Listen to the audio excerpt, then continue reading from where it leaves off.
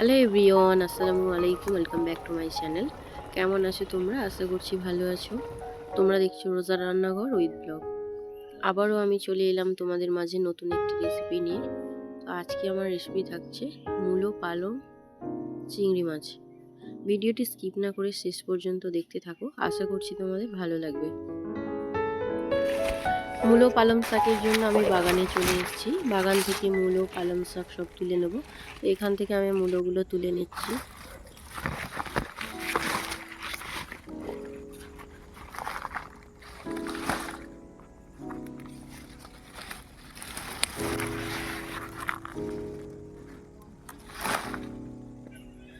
মূলো তোলা হয়ে গিয়েছে, এবারে তুলে নেব পালং শাক।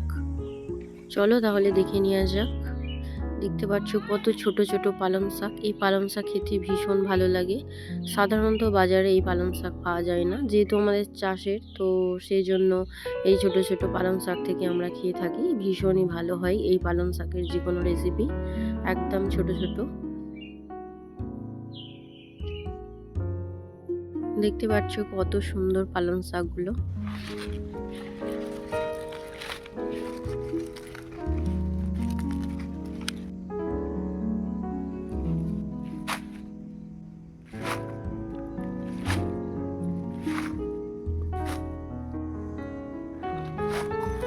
পালং শাক তোলা হয়ে গিয়েছে, মূলোগুলো মা ধুয়ে নিয়েছে পুকুর থেকে।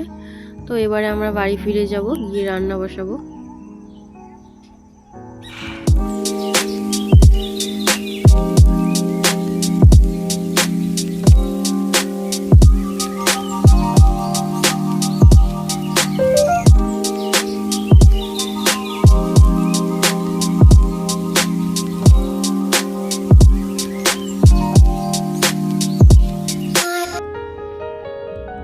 আজকে করব মূলো পালং চিংড়ি মাছ। তো এখানে নিয়ে নিয়েছি আমি কচি কচি একদম পালং শাক, একদম ছোট পালং শাক।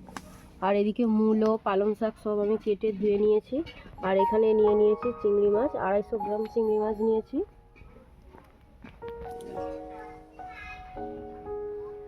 এদিকে আমি উনুনটা জ্বালিয়ে নিয়েছি, এবারে কড়াটা বসিয়ে দেব। চিংড়ি মাছে প্রথমে নুন হলুদ মাখিয়ে নেব, তার জন্য দিয়ে দিচ্ছি অল্প একটু নুন। এবারে দিয়ে দেবো অল্প একটু হলুদ গুঁড়ো।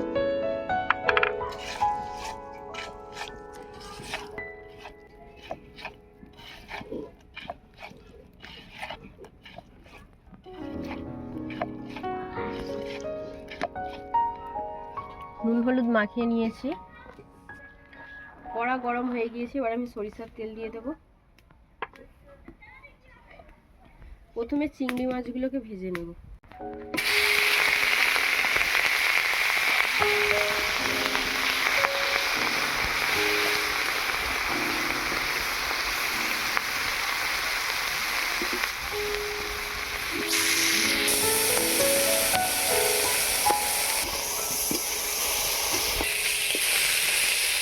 চিংড়ি মাছগুলোকে আমি ভেজে নিয়েছি, এবারে তুলে নেব।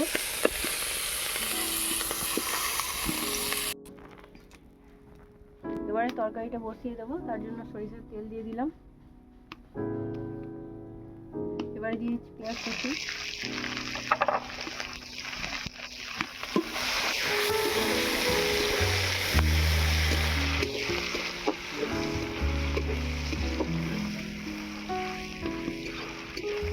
পেঁয়াজটা লাল লাল হয়ে এসছে, এবার আমি দিয়ে দিচ্ছি রসুন বাটা।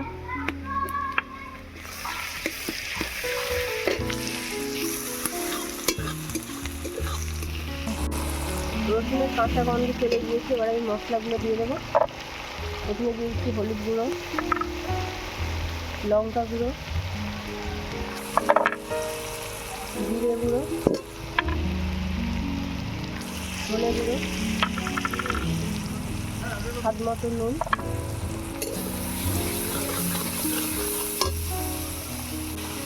আজকে জল ছাড়াই তরকারি করব, দেখো কিভাবে আমি করছি। এদিকে মশলাটা আমার কষানো হয়ে গিয়েছে, এবারে দিয়ে দিচ্ছি মূলো আর আলু। আলু এখানে আমি একটা কেটে নিয়েছিলাম।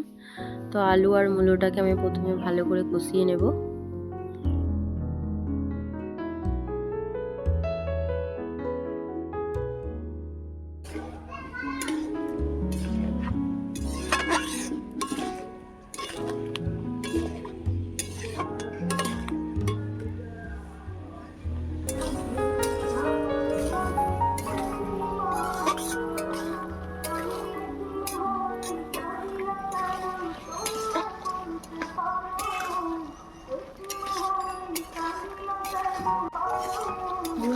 আলুটাকে একটু কষিয়ে নিয়েছি, এবারে পালং শাকগুলোকে দিয়ে দেবো।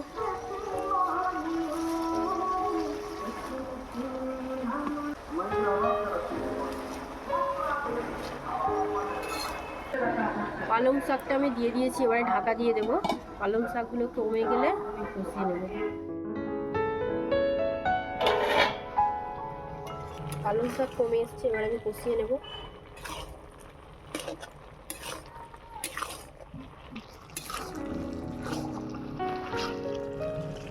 কত শাক দিলাম দেখো, কত কমে গেল।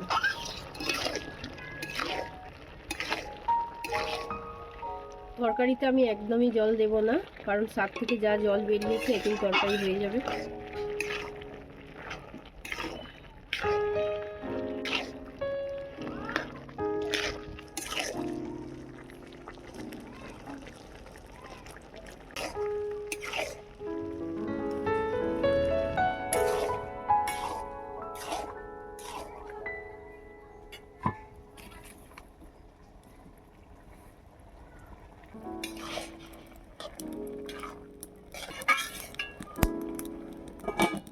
মূলো পালংটা আমি ভালো করে কষিয়ে নিয়েছি, এবারে ঢাকা দিয়ে সেদ্ধ করে নেব।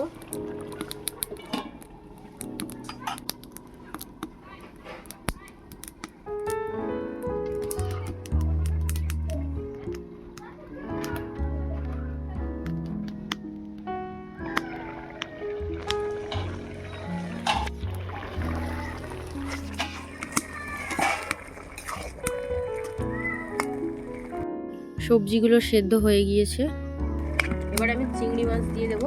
তবে আজকে কিন্তু আমি জল ছাড়াই তরকারি করে দেখালাম, কি তাই তো? তাই দেখো এখনো কত ঝোল, তো এই ঝোলটাকে আরেকটু আমি শুকিয়ে নেব। এবারে আমি চিংড়ি মাছগুলো দিয়ে দিলাম।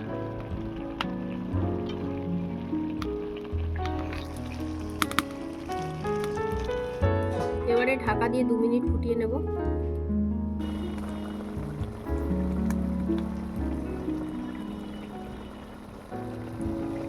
তরকারি হয়ে গিয়েছে, এবার আমি নামিয়ে নেব।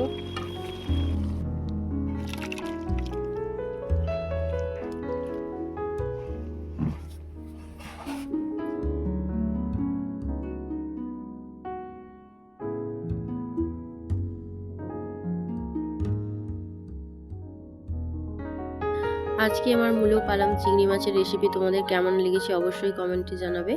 যদি আজকের আমার রেসিপি ভালো লেগে থাকে লাইক কমেন্ট শেয়ার সাবস্ক্রাইব করে আমার পাশে থেকো। আর যারা ফেসবুক থেকে দেখছো আমার পেজটাকে অবশ্যই ফলো করে দিও। দেখা হচ্ছে আবারও নেক্সট অন্য কোনো রেসিপির সাথে। ভালো থেকো, সুস্থ থেকো, পরিবারের খেয়াল রেখো। বাই, আল্লাহ হাফেজ।